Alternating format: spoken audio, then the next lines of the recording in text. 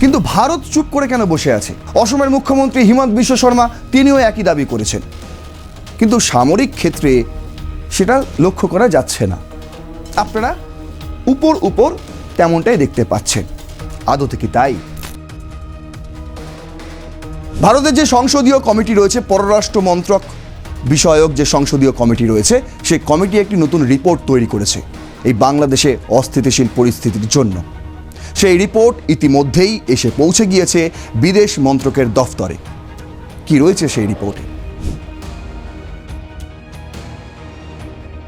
এইসব করে তাদের একটাই লক্ষ্য হচ্ছে ভারতকে অস্থিতিশীল করতে হবে। তার জন্য যদি নিজের নাক কাটি তাতেও সই। বাংলাদেশ কোথা থেকে সাহস পায় এত? এই হাসনাত আবদুল্লাহ, দুদিনের বাচ্চা ছেলে, কথা বলতে গেলে মুখ দিয়ে থুতু বেরোয়। ও বলছে আমাদের 7 সিস্টার্স নাকি আলাদা করে দেবে। সরকারিভাবে একবারও বলা হচ্ছে না হাদির খুনিরা কিন্তু ভারতে আছে, কারণ ওরাও জানে হাদির খুনিরা আসলে কোথায় আছে। একটা প্রাণ কেড়ে নিয়ে নির্বাচনের প্রচার করছো তোমরা, ওইটাকে হাতিয়ার বানিয়ে। আমরা সব বুঝতে পারছি, সব দেখতে পাচ্ছি। তিনি চাইছেন ভারত বিরোধী একটা ইসলাম শক্তি, তার উত্থান হোক বাংলাদেশে। মুক্তিযুদ্ধ ভুলে যান আপনারা, আপনাদের যে শিল্প সংস্কৃতি রয়েছে, গুলি মারুন তাকে। এই কথা আমি বারবার বলে আসছি, বারবার। আজকে তার প্রমাণ পাচ্ছেন তো আপনারা।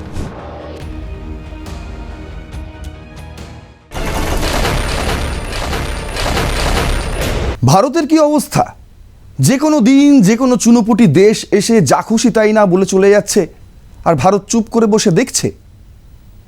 এখন এই প্রশ্নেই ছয়লাভ হয়ে গিয়েছে ভারতে সোশ্যাল মিডিয়া। বাংলাদেশের ছাত্রনেতা হাসনাত আবদুল্লাহ, তিনি প্রকাশ্য জনসভায় বলে বেড়াচ্ছেন ভারতের 7 সিস্টার্স আলাদা করে দেবে। আমার দেশের সম্পাদক মাহমুদুর রহমান, তিনি প্রকাশ্য জনসভায় বলে বেড়াচ্ছেন বাংলাদেশে অবস্থিত ভারতীয় প্রতিষ্ঠানগুলোতে হামলা চলবে। যেমনটা হলো চট্টগ্রামে, আপনারা দেখেছেন। একজন রাষ্ট্রদূতের ভবনে, যেখানে তিনি বাস করেন, পুরো ভেঙে চুরমার করে দিয়েছে। এই যে বিরোধিতা, এই বিরোধিতা বাংলাদেশের কিন্তু ভারত বিরোধিতা নয়। এই বিরোধিতা আসলে মুক্তিযুদ্ধ বিরোধিতা। যারা বাংলার পক্ষে, তাদের বিরুদ্ধে এই যুদ্ধ ঘোষণা তথাকথিত রাজাকার বাহিনীর। এই কথা আমি আপনাদের বারবার বলে এসেছি, বারবার। কিন্তু ভারত চুপ করে কেন বসে আছে? ভারত কেন কিছু বলছে না? কেন উড়িয়ে দিচ্ছে না বাংলাদেশকে? অত সহজ নয় বিষয়টা। যারা এমনটা কমেন্ট করছেন, আমার ভিডিওতেও অনেকে কমেন্ট করেছেন যে ভারতের উচিত এই সময় উচিত শিক্ষা দেওয়া। অসমের মুখ্যমন্ত্রী হিমন্ত বিশ্ব শর্মা তিনিও একই দাবি করেছেন, কিন্তু সামরিক ক্ষেত্রে সেটা লক্ষ্য করা যাচ্ছে না। আপনারা উপর উপর তেমনটাই দেখতে পাচ্ছেন। আদতে কি তাই? তা নয়। যে অভিযোগ বাংলাদেশ থেকে উঠে আসছে তা 100% ভুল, মিথ্যে। তার কারণ বর্তমানে এগিয়ে আসছে তাদের নির্বাচন, ত্রয়োদশ নির্বাচন ঘোষণা হয়ে গেছে। আর এই নির্বাচনে সেই মুক্তিযুদ্ধ বিরোধী ইসলামিক শক্তিকে উত্থান করানোর জন্য একটা নতুন খেলা শুরু হয়েছে।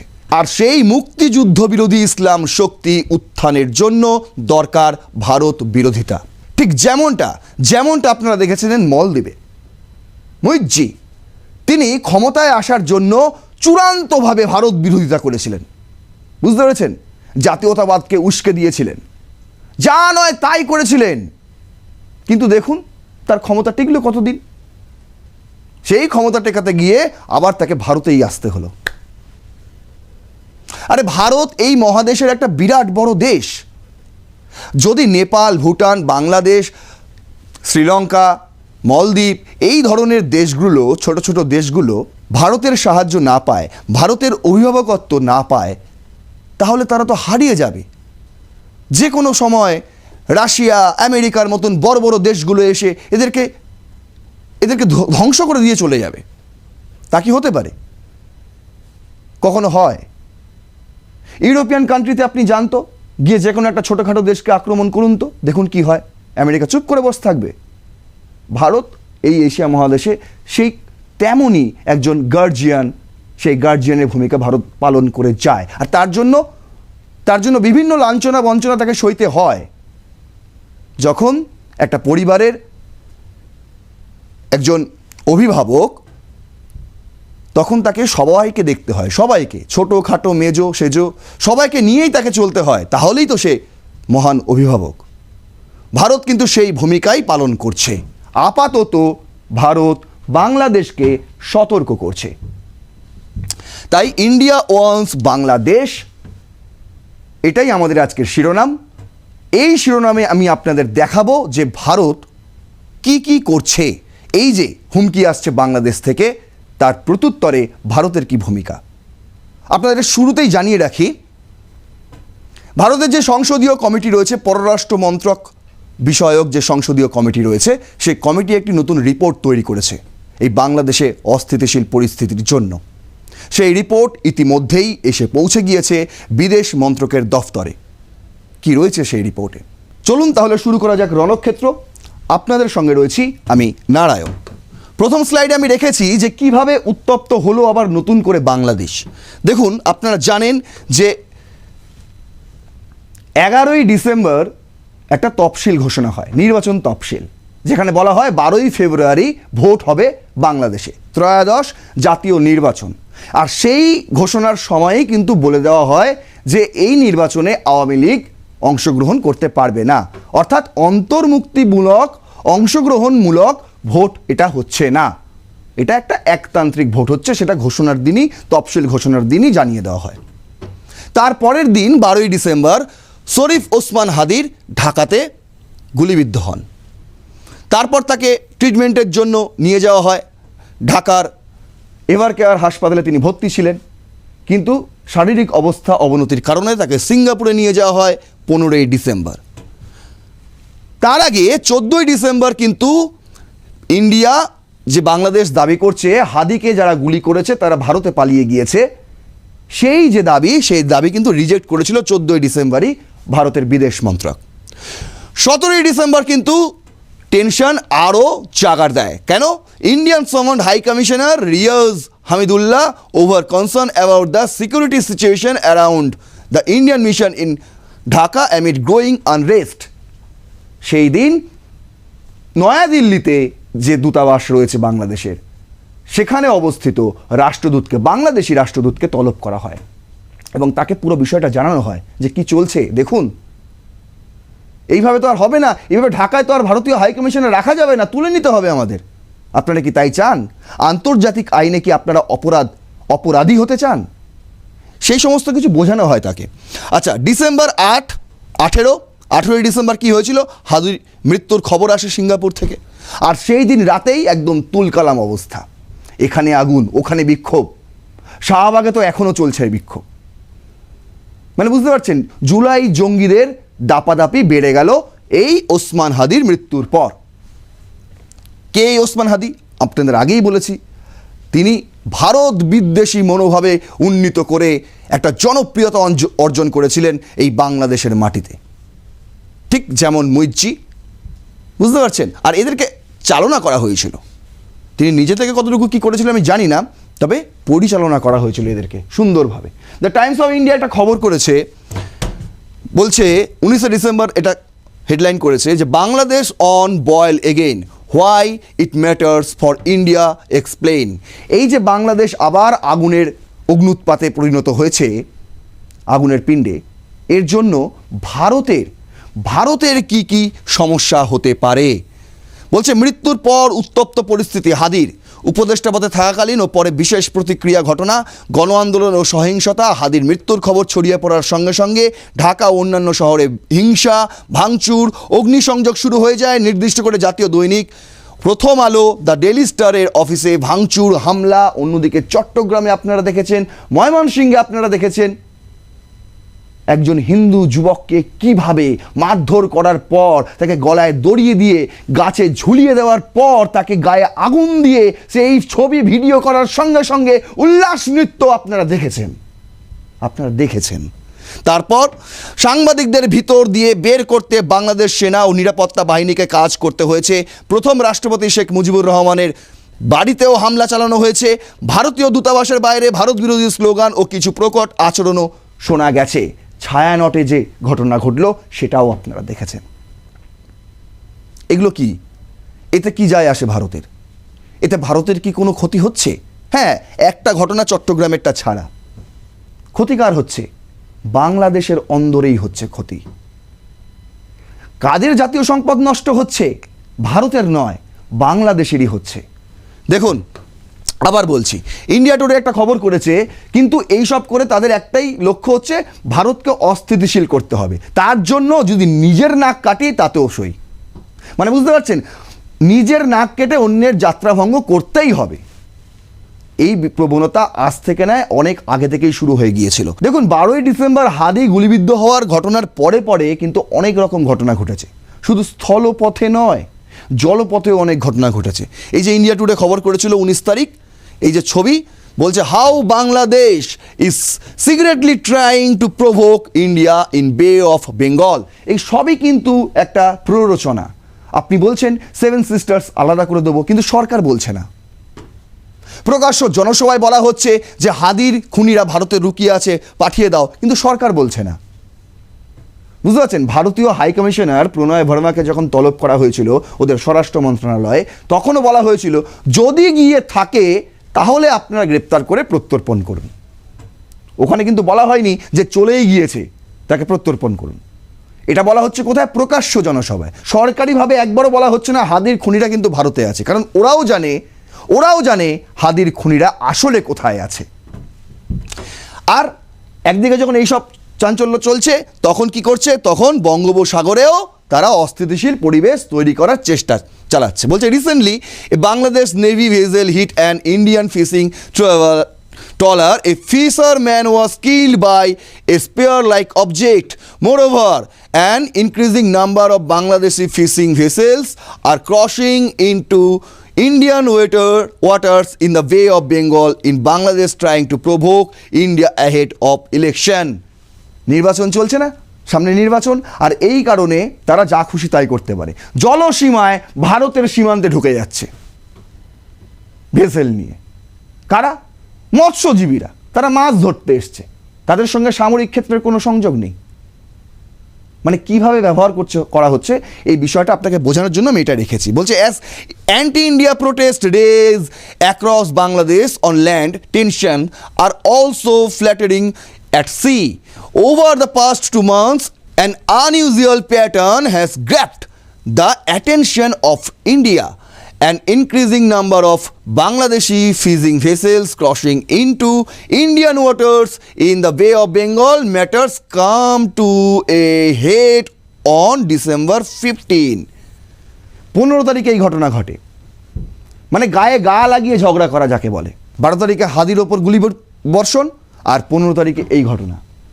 আর ওইদিকে তো চলছেই ভারত বিরোধী স্লোগান, ভারত বিরোধী চলছেই। বুঝতে পারছেন? এবার দেখুন, এই যে গল্প, এই গল্প কিন্তু একদিনে তৈরি হয়নি। আপনারা ভাবছেন হঠাৎ করে এই বাংলাদেশের ছোড়া ছোকরারা কেন ভারত বিরোধিতা করছে, এত বিদ্বেষমূলক বক্তব্য কেন রাখছে? এটা কিন্তু আস্তে আস্তে আস্তে আস্তে তৈরি করা হয়েছে। যেরকম কোনো গাছ যখন ফল দেয় সে তো তখনই জন্মায় না, তার দীর্ঘদিনের পরিশ্রম থাকে। আগে ছোট, তাকে পোতা হয়, গাছে জল দেওয়া হয়, পরিপুষ্ট করে বড় করা হয়, তারপর তো সে ফল দেয়। আর সেই ফল এখন দিচ্ছেন হাসনাত আবদুল্লাহ, মাহমুদুর রহমান, ওসমান হাদির মতন ছোড়া ছোকরারা। দেখুন, এটা কিন্তু বলছে 19শে ডিসেম্বরই খবরটা করা হয়েছিল। এনার নাম সুবীর ভৌমিক, ইনি একজন সাংবাদিক। দ্য ফেডারেল বলছে, real concern is Pakistan or outfits like Lashkar or Jaish using Bangladesh to attack India. আসলে বাংলাদেশ নয়, আমি বললাম না এদেরকে পরিচালনা করা হচ্ছে। এই যে হাসনাত, মাহমুদুর, ইলিয়াস, পিনাকি, এরা প্রত্যেকেই ফান্ড পাচ্ছে এবং এরা আসলে কাজ করছে লস্কর এবং জেসের হয়ে, পাকিস্তান ভিত্তিক জঙ্গি গোষ্ঠী। তাহলে আমি যে এদেরকে জুলাই জঙ্গি বলেছিলাম, কিছু ভুল বলিনি। আপনি জঙ্গিদের ফান্ডেই দেশকে অচলাবস্থায় ঠেলে দিচ্ছেন, তাহলে আপনারা নিজেরাই তো একটা জঙ্গি, তাই না? জুলাই জঙ্গি। বলছে, journalist Subir Bhowmick discusses with the federal and closure of Indian visa centres in Bangladesh, Dhaka's growing links with Pakistan and Turkey, and the potential security threats to India's northeast. বুঝতে পারছেন? পাকিস্তান, টার্কি, এই সমস্ত বিষয় রয়েছে এর মধ্যে। বাংলাদেশ কোথা থেকে সাহস পায় এত? এই হাসনাত আবদুল্লাহ, দুদিনের বাচ্চা ছেলে, কথা বলতে গেলে মুখ দিয়ে থুতু বেরোয়, ও বলছে আমাদের 7 সিস্টার্স নাকি আলাদা করে দেবে। কোথা থেকে পায় সাহস? এই তো ব্যাকআপ রয়েছে এদের, এই ব্যাকআপগুলো দিয়ে এরা সাহসটা পায়। বলছে how can India deal with this diplomatically? India has to make it absolutely clear that the security of its mission is paramount importance. Attacks on diplomatic missions or visa centers cannot be tolerated. This has already happened. The Indira Gandhi Culture Center was vandalized and visa center were attacked. হঠাৎ করেই হচ্ছে এই সব জিনিসপত্র, বুঝতে পারছেন? Visa কেন্দ্রে attack, high কমিশনারে অ্যাটাক, ইন্দিরা গান্ধী কালচারাল সেন্টারে অ্যাটাক। শুধু আমাদের নয়, ওদের নিজস্ব শিল্প সংস্কৃতি কেন্দ্র ছায়ানট, সেখানেও অ্যাটাক। বুঝতে পারছেন? এই যে anti India sentiment may offer Yunus and his Islamist allies some short term political benefits. এই যে অ্যান্টি ইন্ডিয়া মুভমেন্ট বাংলাদেশের, এটা আসলে ডক্টর মোহাম্মদ ইউনুসের ইসলামিস্ট অ্যালায়েস সাম টার্ম পলিটিক্যাল বেনিফিটস। বুঝতে পারছেন? তিনি কি চাইছেন? তিনি চাইছেন ভারত বিরোধী একটা ইসলাম শক্তি তার উত্থান হোক বাংলাদেশে। মুক্তিযুদ্ধ ভুলে যান আপনারা, আপনাদের যে শিল্প সংস্কৃতি রয়েছে, গুলি মারুন তাকে। এই কথা আমি বারবার বলে আসছি, বারবার। আর আজকে তার প্রমাণ পাচ্ছেন তো আপনারা, প্রমাণ পাচ্ছেন তো, চোখের সামনে দেখতে পাচ্ছেন যা হচ্ছে। আর এই কথা আমি কবে থেকে বলছি? এবার দেখুন, বলছে but if it spins out of control it will several damage Bangladesh itself. এটা আসলে ভারতের কোনো ক্ষতি হচ্ছে না। সুবীর ভৌমিক তিনি বলছেন এই ক্ষতি আসলে হচ্ছে বাংলাদেশের। ভারতের কি যায় আসে? আজকে আমাদের একটা সাংস্কৃতিক কেন্দ্র আপনারা ভেঙে দিচ্ছেন, আমরা বন্ধ করে দেবো। আপনারা হাই কমিশনের ভবনে গিয়ে হামলা চালাচ্ছেন, আমি টোটাল হাই কমিশন বন্ধ করে দেবো। কিচ্ছু যায় আসে না আমাদের, আপনারা একঘরে হয়ে যাবেন। এই সমস্ত জিনিসপত্র করে আন্তর্জাতিক আইনে আপনারা অপরাধী হয়ে যাবেন। বলছে with election expected in February there is concern that anti India sentiments may be deliberately provoked to benefits parties like Jamaat Islam. How realistic is this assignment? বুঝতে পারছেন? জামাতে ইসলামকে এই মুহূর্তে কি চলছে? এই মুহূর্তে তারা বলে দিয়েছে যে আওয়ামী লীগ নির্বাচনে অংশগ্রহণ করতে পারবে না। তাহলে এই মুহূর্তে বাংলাদেশে দুটো বড় দল রইল, সে দুটি দল হচ্ছে একটা বিএনপি আর একটা জামাত। কিন্তু ডক্টর মোহাম্মদ ইউনুস চান এনসিপিকেও তাদের দলে ভেড়াতে। ঠিক আছে, ভিড়িয়ে দিলেন, এখানেই তিনি ক্ষান্ত নন। এবার আপনাদের কাছে আমি একটা সরাসরি প্রশ্ন, সহজ সরল প্রশ্ন ছাড়ছি, উত্তর দিন। এই মুহূর্তে ভোট হলে আওয়ামী লীগ যদি না লড়ে তাহলে বাংলাদেশে কার জয় হবে? কোন দল জিতবে, এককভাবে সংখ্যাগরিষ্ঠতা আসন পাবে? অনেকেই হয়তো লিখছেন, লিখুন। আমি মনে করি বিএনপি, জামায়াত নয়। কারণ বিএনপি তাও ভারতের সঙ্গে সম্পর্ক রেখে চলে, আর জামায়াত দলটা তৈরি হয়েছিল ভারত বিরোধিতা থেকে। জামায়াত সব সময় পাকিস্তানের হয়ে কাজ করেছে। কিছুদিন আগে আপনাদের বলছি, বিএনপির এখন যে আহ্বায়ক রয়েছে তিনিও বলেছেন যে জামায়াত এখন দাবি করছে তারা নাকি মুক্তিযুদ্ধের পক্ষে। তাহলে আমি বলবো সেই মুক্তিযুদ্ধ কি পাকিস্তানের পক্ষে ছিল? মানে আপনি বুঝতে পারছেন, জামাত বাংলাদেশে বরাবর পাকিস্তানের হয়ে কাজ করে এসছে এবং আজও করে যাচ্ছে।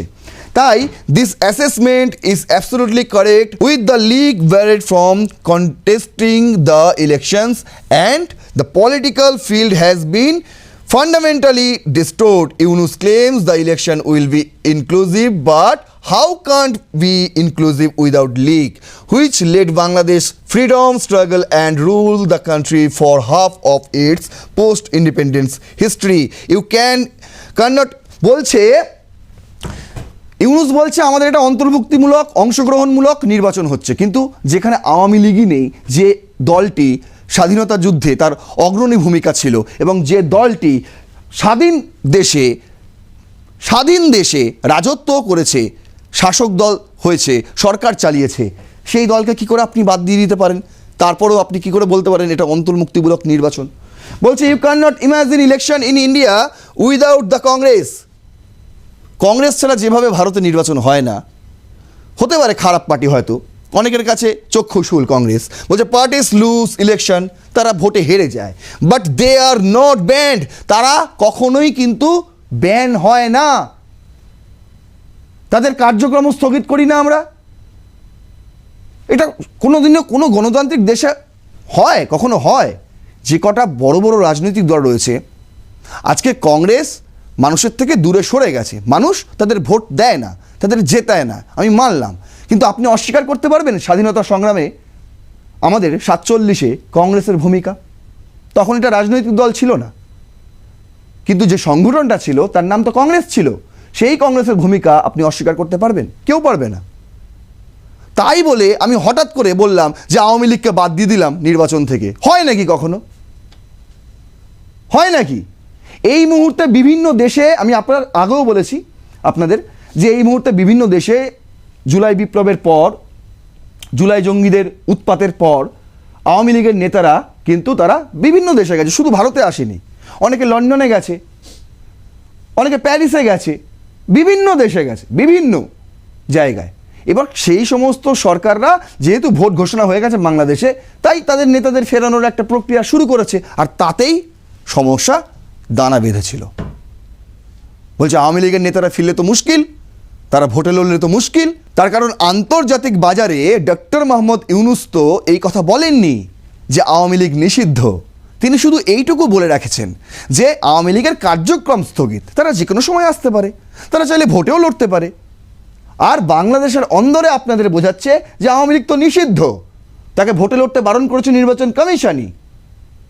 আর নির্বাচন কমিশনের মাথায় বন্দুকের ট্রিগার ধরে আছেন তিনি নিজে। দেখুন, আরও ভালো করে বোঝাচ্ছি, এবার আপনাদের বলবো যে ভারত কি কি ভূমিকা পালন করতে চলেছে, যেটা আমি শুরুতেই আপনাদের বললাম যে পররাষ্ট্র বিষয়ক এক্সটার্নাল অ্যাফেয়ার্স যে পার্লামেন্টারি কমিটি রয়েছে আমাদের, সেই কমিটি একটি রিপোর্ট তৈরি করেছে, আর সেই রিপোর্ট ইতিমধ্যেই এক্সটার্নাল অ্যাফেয়ার্সের কাছে পৌঁছে গেছে। বলছে India faces it's greatest strategic challenge in Bangladesh since 1971। 1971-এর পর এই প্রথম এত বড় কৌশলগত চ্যালেঞ্জের মুখে পড়েছে ভারত। কার জন্য? এই বাংলাদেশের জন্য। ছোট্ট একটা দেশ, বুঝতে পারছেন? তারা এখন ভারতের বিরুদ্ধে লড়তে চায়। বাচ্চা একটা দেশ, সারা জীবন ভারতের টাকায় খেলো পড়লো, বুঝতে পারছেন? এখন ভারতের বিরুদ্ধে তারা যুদ্ধ ঘোষণা করতে চায়। আমি মানলাম যুদ্ধ ঘোষণা করে দিক, নির্বাচনী বৈতরণী পার হয়ে যাবে, এনসিপি জামায়াতে ক্ষমতায় চলে আসবে, আমি সব কিছু মেনে নিলাম, কিন্তু তারপর ভবিষ্যৎ কী হবে এই দেশটার? খাবে কি? কি খাবে? বাণিজ্য তো বন্ধ হয়ে গেছে এইসব করে। বিশ্ববাজারে বাংলাদেশের নাম ছি করছে, ছি এই ছবি দেখার পরে। তারপর কিভাবে দেশ চালাবে? রাজত্ব পেয়ে গেলেই সব হয়ে গেল? দেখুন, এটা আমি বাংলায় সাজিয়েছি আপনাদের জন্য, খুব সুন্দরভাবে লিখেছি। বলছে বাংলাদেশের এই যে পরিস্থিতি ভারতের জন্য 1971-এর পর সবচেয়ে বড় কৌশলগত চ্যালেঞ্জ। তার কারণ সংসদের পররাষ্ট্র বিষয়ক স্থায়ী committee, parliamentary standing committee on external affairs, তাদের একটি সাম্প্রতিক রিপোর্টে বলছে বর্তমান বাংলাদেশের রাজনৈতিক ও নিরাপত্তা পরিস্থিতি ভারতের জন্য 1971 সালের পর সবচেয়ে বড় কৌশলগত চ্যালেঞ্জ। এই কমিটির মতে 1971-এর চ্যালেঞ্জ ছিল প্রকাশ্য এবং সরাসরি শরণার্থী সংকট, যুদ্ধ ও একটি নতুন রাষ্ট্রের জন্ম। কিন্তু বর্তমান চ্যালেঞ্জ অনেক বেশি জটিল, দীর্ঘমেয়াদী এবং নীরবভাবে ভারতের জাতীয় স্বার্থকে ক্ষতিগ্রস্ত করার ক্ষমতা রাখে। যুদ্ধ করতে হবে না, তারপরেও ভারতের জাতীয় স্বার্থ কিন্তু ক্ষতিগ্রস্ত হতে পারে।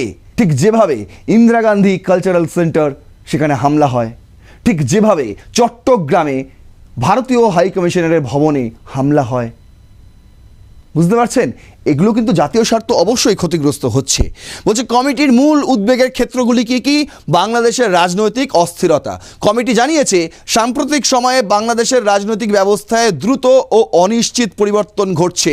ক্ষমতার ভারসাম্য নড়বড়ে, প্রতিষ্ঠিত দলগুলোর প্রভাব কমছে এবং নতুন শক্তির উত্থান হচ্ছে, যাদের রাজনৈতিক দৃষ্টিভঙ্গি এখনও স্পষ্ট নয়।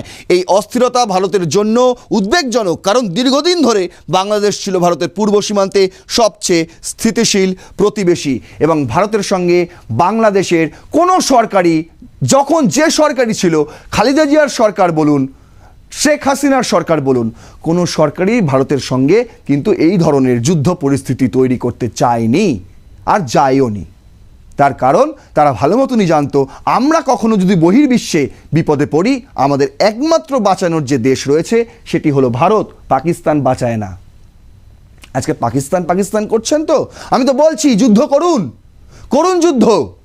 অলরেডি 3খানা সেনাঘাঁটি আমরা মোতায়েন করে দিয়েছি এই চিকেন স্নেককে ঘিরে। আরও একটা খবর আপনাদের দিচ্ছি, এবার মিজোরামে হবে 4 নম্বরটা। বুঝতে পারছেন? সমস্ত কিছু ফাইনাল, রেকিও হয়ে গেছে। এইভাবে আপনারা কিছু করতে পারবেন না। অনেক ফাইটার জেট, S-400 এই সমস্ত কিছু মোতায়েন হয়ে গেছে। আর এগুলো তো দীর্ঘদিন ধরেই হয়ে আছে, দীর্ঘদিন ধরে হয়ে আছে। বুঝতে পারছেন? চীন তো সবচেয়ে বড় আতঙ্ক ভারতের কাছে, এই চিকেন স্নেক, 7 সিস্টার্স। বাংলাদেশ তো চুনোপুটি, বাংলাদেশকে আমরা ধর্তব্যের মধ্যে ধরি না। চীন যখন পারছে না, তারা যখন ফেল, আপনাদের তো লাফানো চোপানো কিসের ভাই? কেন এত লাফাচ্ছেন? ওই পাকিস্তান, টার্কি কিচ্ছু দেবে না আপনাদের, কিচ্ছু না। ভাবলে অনেক কিছুই ভাবা যায়, স্বপ্ন দেখা ভালো, কিন্তু জেগে স্বপ্ন দেখলে সেটা বাস্তব হয় কিনা আমি জানি না। জেগে স্বপ্ন আপনি দেখতে পারেন, স্বপ্ন সবসময় বাস্তব হয় না। দেখুন, আরও বিষয় রয়েছে এই রিপোর্টে। ছাত্র আন্দোলন ও ইসলামী গোষ্ঠীর পুনরুদ্ধার। রিপোর্টে উল্লেখ করা হয়েছে ছাত্র নেতৃত্বাধীন আন্দোলন থেকে নতুন রাজনৈতিক শক্তির জন্ম, ধর্মভিত্তিক ও কট্টরপন্থী গোষ্ঠীর সক্রিয়তা বৃদ্ধি এবং মুক্তিযুদ্ধের চেতনার রাজনীতির দুর্বল হওয়া। এসব মিলিয়ে বাংলাদেশের অভ্যন্তরীণ রাজনীতিতে একটি আদর্শিক পরিবর্তন লক্ষ্য করা যাচ্ছে, যা ভারতের দীর্ঘদিনের নিরাপত্তার ধারণার সঙ্গে সাংঘর্ষিক। বুঝতে পারছেন? ভারত এতদিন যেভাবে বাংলাদেশকে দেখতো, এখন সেই নজরে আর দেখতে পাচ্ছে না। ভারত বাংলাদেশকে সারা জীবন ছোট ভাইয়ের মতন দেখে এসছে। আরে আমরাও যখন ছোটবেলায় খেলা দেখতাম, ক্রিকেট খেলা, যখন এশিয়া কাপ হতো, পাকিস্তানকে সাপোর্ট করতাম না। পাকিস্তানের সঙ্গে বাংলাদেশের খেলা হলে আমরা বাংলাদেশকে সাপোর্ট করতাম। বাংলাদেশের সঙ্গে কলকাতার সংযোগ দীর্ঘদিনের, আজ থেকে নয়। শিল্প, সংস্কৃতি এবং সব কিছুতেই, খেলাধুলা সব কিছুতেই, বাণিজ্যে। তাহলে সেই সম্পর্ক কেন নষ্ট হচ্ছে? কেন নষ্ট হচ্ছে? আজ আপনারা যখন বিশ্বকাপ ফাইনাল হয়, আপনারা অস্ট্রেলিয়াকে সাপোর্ট করেন, অথচ আপনার সঙ্গে সবচেয়ে বড় সীমান্ত রয়েছে যে দেশের, সেই দেশকে সমর্থন করেন না, বরং সেই দেশ হেরে গেলে আপনারা লাফালাফি করেন। এ কেমন পৈশাচিক আনন্দ ভাই? আপনাকে তো অস্ট্রেলিয়া বাঁচাতে আসবে না। যদি এখন যুদ্ধ হয়, পাকিস্তানের সঙ্গে যখন যুদ্ধ হয়েছিল 71-এ, অস্ট্রেলিয়া এসেছিল বাঁচাতে আপনাদের? আর অস্ট্রেলিয়া যাদের কথায় চলে, মার্কিন যুক্তরাষ্ট্র এসেছিল আপনাদের বাঁচাতে? বরং ভারতকে আটকাতে গিয়েছিল। মার্কিন নেভি সব পাঠিয়ে দিয়েছিল যাতে ভারত পাকিস্তানের বিরুদ্ধে যুদ্ধ করতে না পারে। ইতিহাস পাল্টে দিলেই কিন্তু মহান হওয়া যায় না। ইতিহাস থেকে শিক্ষা নিয়ে নিজেকে গঠন করতে পারলে তখনই আপনি একজন শিক্ষিত ব্যক্তি হিসেবে পরিচয় দেওয়ার ক্ষমতা এবং গর্ব করতে পারেন, ক্ষমতা রাখতে পারেন, গর্ব করতে পারেন, তাছাড়া নয়। বলছে চীন ও পাকিস্তানের বাড়তে থাকা প্রভাব। কমিটির সবচেয়ে বড় কৌশলগত উদ্বেগ হলো চীনের অর্থনৈতিক ও অবকাঠামোগত উপস্থিতি বৃদ্ধি। বন্দর, বিমানবন্দর, যোগাযোগ ও সামুদ্রিক প্রকল্পে চীনের সক্রিয় অংশগ্রহণ। একই সঙ্গে পাকিস্তানের সঙ্গে বাংলাদেশের রাজনৈতিক ও সামরিক যোগাযোগ বৃদ্ধি। কমিটির মতে এই প্রবণতা অব্যাহত থাকলে ভারতের উত্তর, পূর্ব ও পূর্ব সীমান্তে একটি প্রতিকূল কৌশলগত পরিবেশ তৈরি হতে পারে, এবং সেটাই এরা চাইছে। বুঝতে পারছেন? সেটাই হাসনাত বলছে না, ভারতের যত সেপারিস্ট আছে আমরা তাদের আশ্রয় প্রশ্রয় দিয়ে, আরে নিজেরাই খেতে পারিস না, রোহিঙ্গাদের ভালো করে আশ্রয় দিতে পারিস নি, খাবার দিতে পারিস না, আবার ভারতীয় সেপারিস্টদের নাকি ওরা আশ্রয় প্রশ্রয় দেবে। আগে নিজের খাবারটা জোগাড় কর, ভোটে কীভাবে জিতবি সেই রূপরেখা আগে তৈরি কর, তারপর তো 5 বছর বসে বসে খাবি, অতই সহজ, ভোটে জিততে পারবে না এরা। বলছে উত্তর পূর্ব ভারতে, আর ভোট হবে কিনা সেটাই হচ্ছে সবচেয়ে বড় সন্দেহের বিষয় এখন, ভোট হবে কিনা, এই যা শুরু হয়েছে। বলছে উত্তর পূর্ব ভারতের নিরাপত্তা ঝুঁকি, রিপোর্টে সরাসরি উল্লেখ করা হয়েছে বাংলাদেশের অস্থিরতা, কট্টরপন্থার উত্থান ও বহিঃশক্তির প্রভাব ভারতের 7 সিস্টার্স অঞ্চলের নিরাপত্তা ও স্থিতিশীলতার উপর সরাসরি প্রভাব ফেলতে পারে, বিশেষ করে সীমান্ত নিরাপত্তা, অবৈধ অনুপ্রবেশ, চরমপন্থী নেটওয়ার্কের পুনরুজ্জীবন। এই বিষয়গুলিকে কমিটি অত্যন্ত স্পর্শকাতর বলে চিহ্নিত করেছে এবং কমিটির একটি সতর্ক বার্তাও রয়েছে, সেটি হলো যদি ভারত এই পরিবর্তিত বাস্তবতাকে গুরুত্ব না দেয় এবং সময় মতো কৌশলগত পদক্ষেপ না নেয়, তাহলে আন্তর্জাতিক মহলে এই বার্তা যাবে যে বাংলাদেশে ভারতের প্রভাব ও কূটনৈতিক অবস্থান দুর্বল হয়ে পড়ছে। এটি শুধু দ্বিপাক্ষিক সম্পর্কের প্রশ্ন নয়, বরং ভারতের জাতীয় নিরাপত্তা ও আঞ্চলিক নেতৃত্বের প্রশ্ন। বুঝতে পারছেন, বাংলাদেশের ওপর ভারতের প্রভাব ছিল, আছে, থাকবে, এর মধ্যে কোনো অন্যায় নেই, এর মধ্যে কোনো অন্যায় আমি দেখছি না। আপনারাও কেন দেখতে পাচ্ছেন আমি বুঝতে পারছি না। ভারত কি আপনাদের কখনো খারাপ চেয়েছে? আপনারা খালি ভারতের বিরুদ্ধে একদম বিদ্বেষ উগরে দেন। আমি সবাইকে বলছি না, এই রাজাকারপন্থীদেরই বলছি। আমি জানি আমার ভিডিওতেও অনেকে কমেন্ট আসে যে এদেরকে নির্মূল করুন। ভারত কেন, বাংলাদেশিরা পর্যন্ত অস্থির হয়ে পড়েছে, ভারত কেন এখনও চুপ করে বসে আছে? ভারত কেন এদেরকে নিয়ে গিয়ে গ্রেপ্তার করছে না? কেন ভারতে তুলে নিয়ে গিয়ে এদেরকে মারধর করছে না? আমি বলছি আপনাদের, যখন এই ডক্টর মোহাম্মদ ইউনূস চীনে গিয়ে বলে এসেছিল না 7 সিস্টার্স তো ল্যান্ডলক, একমাত্র বঙ্গোপসাগরের অভিভাবক হচ্ছে আমরা, বাংলাদেশ, 7 সিস্টার্সের সঙ্গে বাণিজ্য করুন, বাংলাদেশে পাঠান নৌ, এসব বলে এসেছিলেন না, তখন আমারও মনে হয়েছিল কেন প্রধানমন্ত্রী চুপ করে বসে আছেন, তিনি উঠুক, বলুক এবং এক ঠাসিয়ে চড় মেরে আসুক ওই ডক্টর মোহাম্মদ ইউনূসকে। কিন্তু বিষয়টা এরকম নয়, এরকম তো হয় না ভাই, এটা তো কূটনৈতিক বিষয়, অত সোজা নয়। ভারত যা করার ভারত করছে। ওই যে বললাম 4র্থ নম্বর ঘাঁটি তৈরি হচ্ছে। আর আপনারা তো আগে থেকেই আমি জানিয়েছি, আইবি, এমআই তাদের যে রিপোর্ট অনেক দিন আগে থেকেই কিন্তু শুরু হয়ে গিয়েছিল। ওদের যে সীমান্তবর্তী এলাকায় মৌলবাদী ভাবধারায় জঙ্গিদের চাষ করা হচ্ছে, এগুলো আমি আপনাদের অনেক আগেই বলেছি, অনেক আগে। এগুলো আমি জানলাম কোথা থেকে জানলাম? ভারতীয় গোয়েন্দাদের রিপোর্ট থেকেই তো জেনেছি রে ভাই। এগুলো চলছে, এগুলো চলবে। আর এই ছোটোখাটো বিষয়ে আমরা পাত্তা দিই না, কারণ এটা তো সরকারের কেউ বলছে না। সরকার, আমি আগেই বললাম, সরকার থেকে কিন্তু কোনো রকম ভারতকে দোষারোপ করা হচ্ছে না এই মুহূর্তে যে অন্তর্বর্তী সরকার রয়েছে। বুঝতে পারছেন, কোনো সরকারি প্রতিষ্ঠান থেকেও দোষারোপ করা হচ্ছে না। তাহলে কারা করছে দোষারোপ? এই জুলাই জঙ্গিরা করছে শুধু। তাদেরকে আমরা ধর্তব্যের মধ্যে ধরি না। তারপরেও কিন্তু সতর্ক করা হয়েছে রিয়াজ হামিদুল্লাহকে তলব করে। দেখুন, আল জাজিরা একটা খবর করেছে, বলছে India does not interfere in Bangladesh. কে বলছে?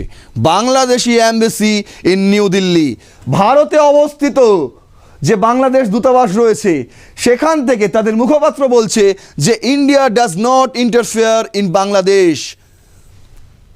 ভারত কখনো বাংলাদেশের বিষয়ে নাক গলায় না এবং গলাবেও না। কে বলছে এটা? দেখুন, বলছে India is closely monitoring Bangladesh internal situation but will not get involve in domestic affairs. The Bangladesh high commission in New Delhi has said, নিউ দিল্লিতে অবস্থিত বাংলাদেশের যে হাই কমিশন রয়েছে তারা বলছে যে ভারত কিন্তু যা চলছে বাংলাদেশে এই মুহূর্তে, এই যে ইন্টারনাল সিচুয়েশন, আমরা কিন্তু নজরে রেখেছি, আমরা কিন্তু প্রত্যেকটা জিনিস দেখছি, কিন্তু আমরা কারোর কোনো দেশের ডোমেস্টিক অ্যাফেয়ার্সে অংশগ্রহণ করি না। তোমরা নির্বাচনের প্রচার করছো একটা প্রাণ কেড়ে নিয়ে নির্বাচনের প্রচার করছো তোমরা, ওইটাকে হাতিয়ার বানিয়ে। আমরা সব বুঝতে পারছি, সব দেখতে পারছি, কিন্তু কেন ভাই তোমাদের নির্বাচনী প্রচারে আমরা কেন মাথা গলাবো? তাই গলাবো না। আর এই কথাটা কে বলছে? এই কথাটা বলছে নিউ দিল্লিতে অবস্থিত বাংলাদেশের হাই কমিশন, ভারতের কেউ বলছে না। এবার দেখুন, বলছে senior officials in both India and Bangladesh are acutely aware that Bangladesh internal situation remains fluid and involving, requiring thorough and impartial analysis, the Commission's spokesperson said in statement. কমিশনের মুখপাত্র তিনি এই কথাটা বলেছেন।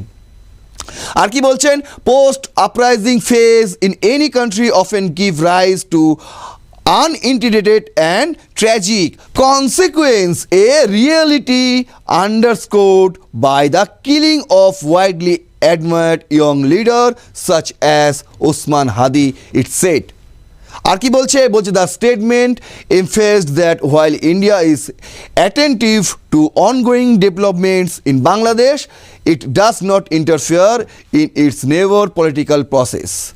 আমরা এই সমস্ত কিছুই নজরে রেখেছি, হাদির ওপর গুলি বর্ষণের ঘটনা এবং তার যে আততায়ী, তার যারা খুনি, তাদেরকে কোথায় লুকিয়ে রাখা হয়েছে এবং কাদেরকে দিয়ে এই ঘটনা ঘটানো হয়েছে, কারা এই ঘটনা ঘটিয়েছে, সমস্ত গোয়েন্দা রিপোর্ট ভারতের কাছে রয়েছে।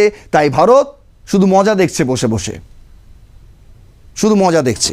আর কি বলছে, ইট ডাজ নট ইন্টারফেয়ার, আমরা মাথা গলাবো না, আমরা হস্তক্ষেপ করব না। তোমাদের বাবা, তোমরাই নিজেরাই বাঁচাও, তোমাদের আগুন যে যারা লাগিয়েছে তাদেরকে বলো এসে আগুন নেভাতে, ভারত এতে অংশগ্রহণ করবে না। বুঝতে পারছেন, সাফ কথা জানিয়ে দেওয়া হয়েছে। এবং এই কথা জানিয়েছে নিউ দিল্লিতে আমি আরও একবার বলছি, নিউ দিল্লিতে অবস্থিত ভারতীয় দূতাবাস এই কথা জানিয়েছে। বুঝতে পারছেন, ডক্টর মোহাম্মদ ইউনুস শুনতে পারছেন? ঢুকলো কানে কথা? যদি না কথা ঢোকে, আপনার কাছে তো আসবেই, এটা হার্ড কপি আসবে, আপনি ওটা একটু পড়ে নেবেন। আপনি তো পড়াশোনায় ভালো, নিশ্চয়ই বুঝতে পারবেন। আর তারপরেও যদি এই ধরনের কর্মকাণ্ড, এই ধরনের ভারত বিদ্বেষ চলতেই থাকে, তার মজা আপনি ঠিকই টের পাবেন, এক সময় ঠিকই বুঝতে পারবেন। তার জন্য বেশিক্ষণ আর অপেক্ষা করতে হবে না। এই বিষয়টা আপনাদের ভালো লাগলে, যেটা বললাম, আপনাদের যদি মনে হয় যুক্তিপূর্ণ এবং ঠিকঠাক ভারতের অবস্থান, ভূমিকা একদম সঠিক রয়েছে, তাহলে অবশ্যই আমার সঙ্গে একমত হবেন।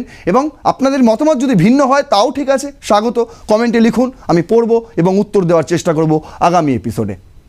ভিডিওটি অবশ্যই শেয়ার করবেন, আরও মানুষের কাছে পৌঁছে দেওয়ার চেষ্টা করবেন, লাইক করবেন ভিডিওটি। আপনারা একটা লাইক করলে আরও অনেকের কাছে এই ভিডিওটি পৌঁছে যাবে। এবং সাবস্ক্রাইব করুন আর প্লাস নিউজ 24x7। দেখতে থাকুন রণক্ষেত্র। জয় হিন্দ, বন্দে মাতারাম।